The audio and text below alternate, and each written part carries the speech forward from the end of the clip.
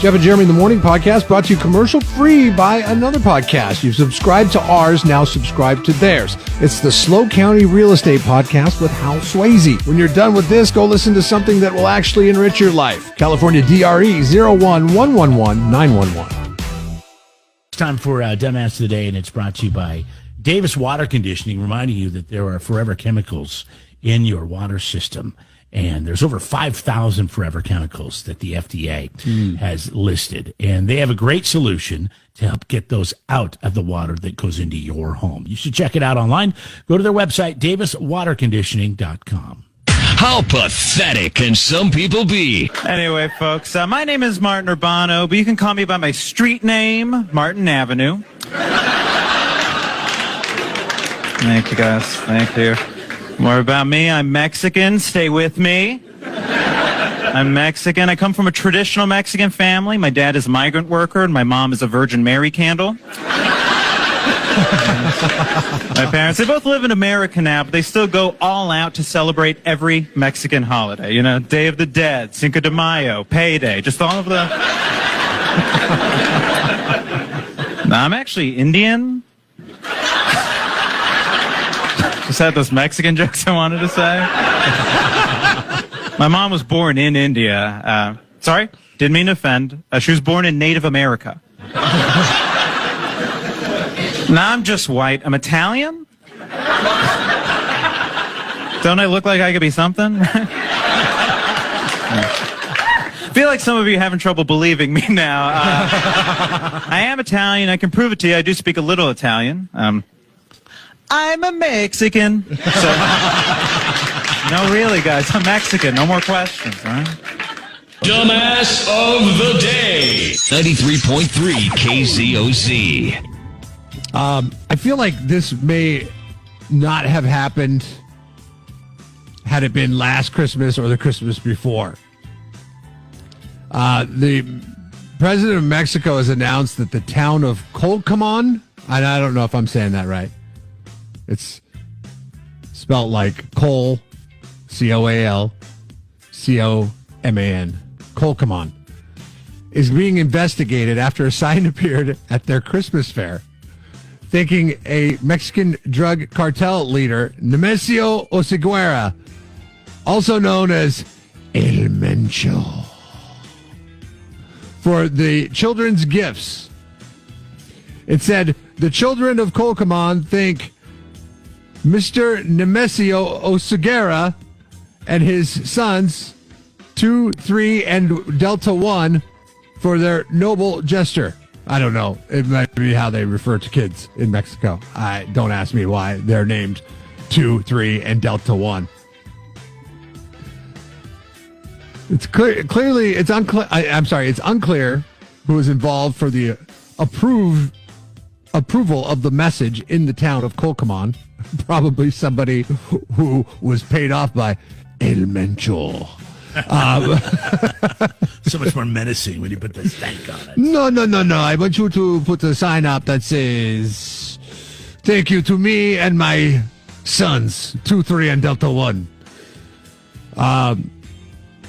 According to Mexican law, a criminal group cannot hold a public event to promote the acceptance of violence because that's what drug cartels do. They kill people for power of the drug trafficking in that country. President Claudia Sheinbaum. Are we saying that correct? I mean, that's the name of the Mexican president. It just doesn't sound like she'd be the president of Mexico. Claudia Sheinbaum. Claudia. She said... Claudia. Sounds like she's from Wisconsin. She said that in the past... Yeah, exactly. She said in the past, Mexican cartels have previously handed out gifts and food during the holiday season to try to bolster public support within the community. But you cannot have any signage that allows for this, apparently. Aren't you just glad that you're living in America? I mean, that this kind of stuff does not happen. I mean, it does happen. It's like, Christmas fair brought to you by Pfizer. It's just a drug cartel with more red tape. But I find it interesting that after, I feel like Donald Trump is Charles when he comes in to take Michael Scott's spot in the office.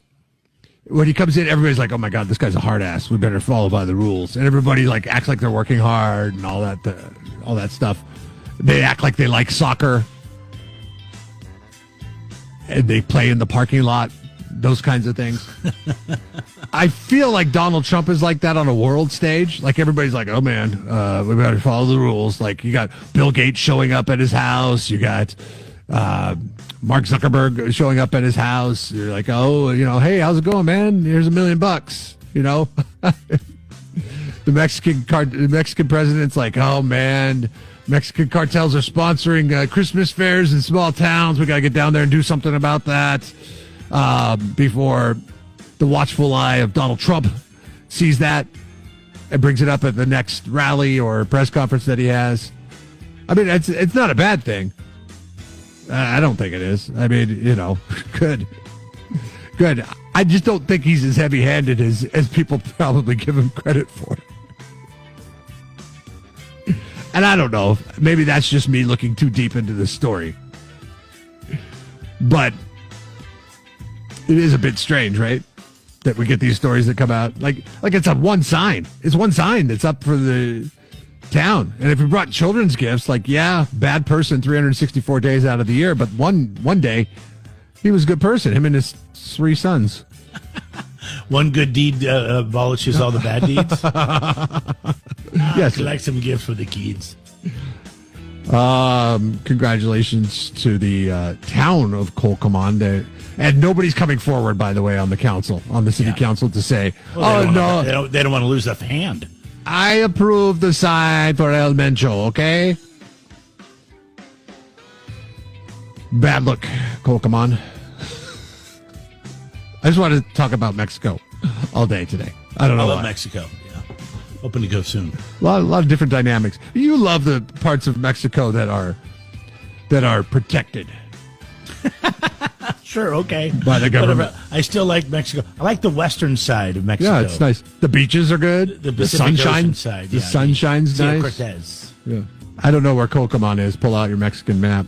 Until then, the city is Jeff and Jeremy's. Dumbass of the day. It's Jeff and Jeremy in the morning on 93.3 KZOZ. Goodbye 24. A new survey found that the events that made 24 the most memorable was moving to a new city, quitting a bad habit, buying a car.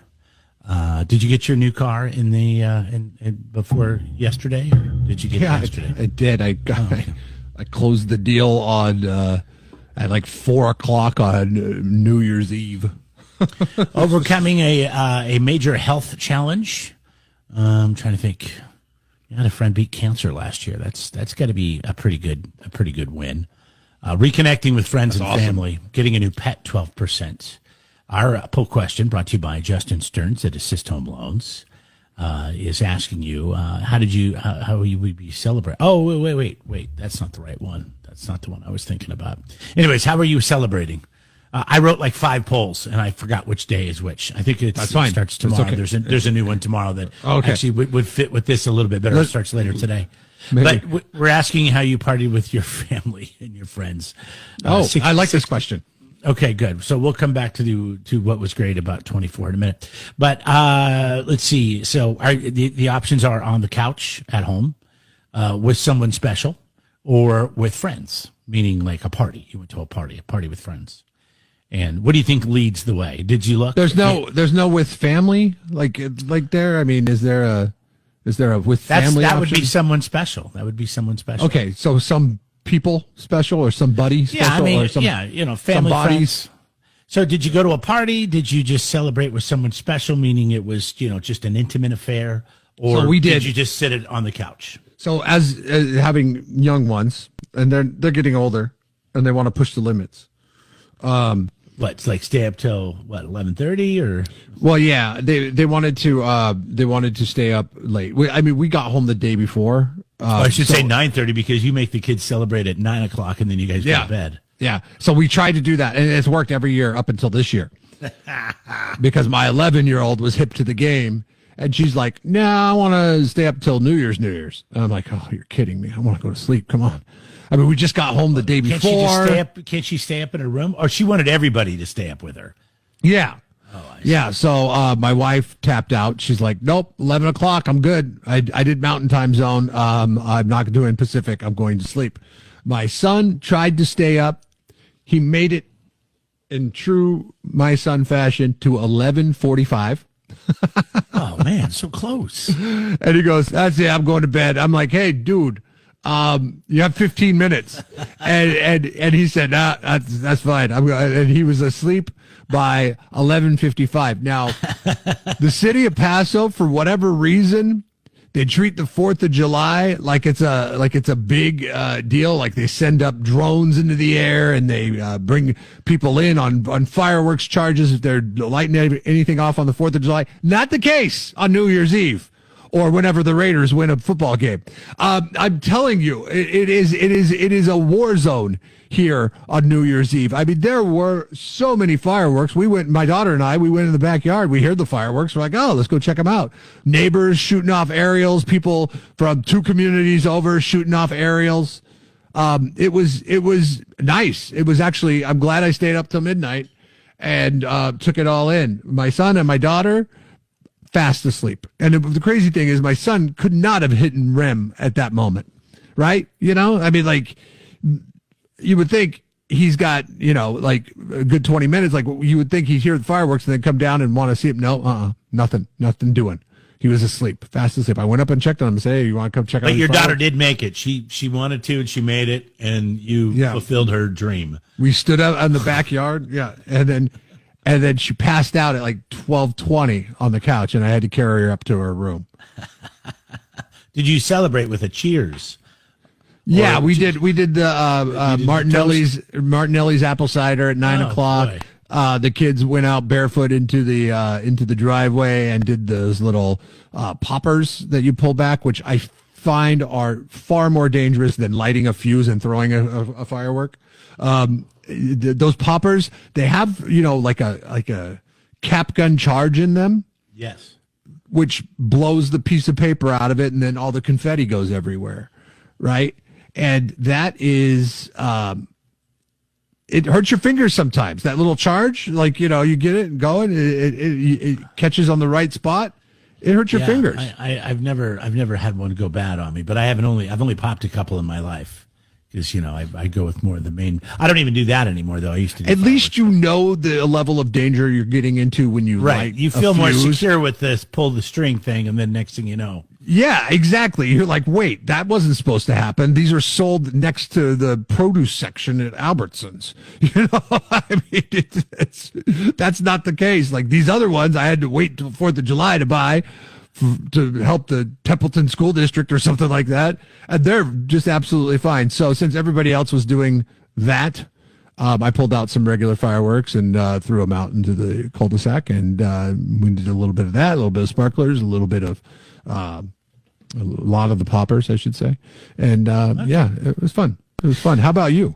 Well, like I said, we were during the day we went on a ride up into the mountains, and then we came back and built a fire before it got dark. So that means it was probably 3:30, and then sat around that fire until I passed out about 9:45.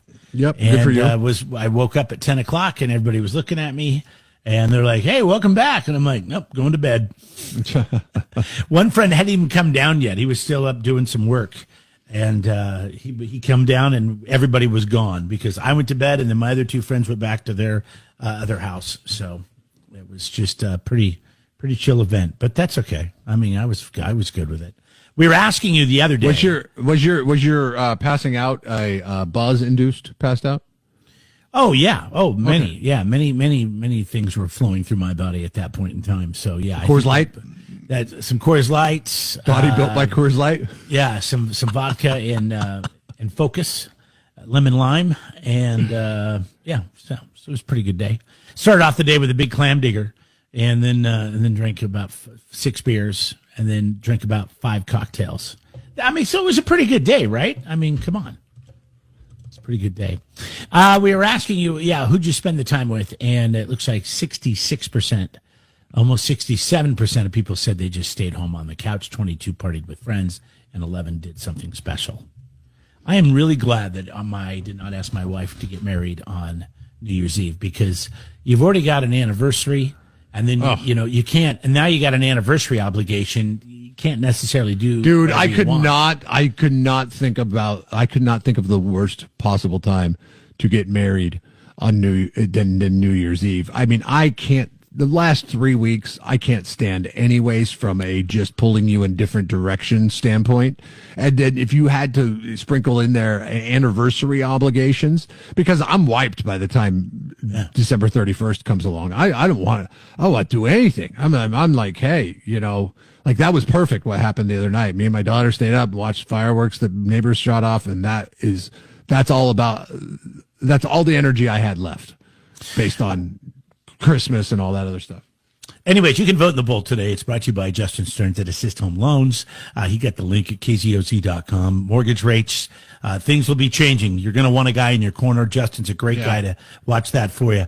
He looks down the road. He looks down the road for you. It's not like, he's stuck in the now, and it's so easy to get stuck in the now when it comes to those mortgage rates, because you're always looking them up online, and then you're like, oh, you're watching it and you're like, okay, it went down, oh, it went up, oh, it went down, it went up. No, he is paid to pay attention to trends and kind of forecast what is going to be happening, so you know when to jump in. Poll question we had the other day, I was a little bit surprised of some of the results, is what were some of the things, resolutions people were thinking about doing in 25, and we were asking you, would you like to travel more? Would you like to see friends and family more? Make a major purchase like a home or a car, or go to more concerts and sporting events? And I kind of thought, well, more events like concerts would probably be the number one answer, but it was actually travel more.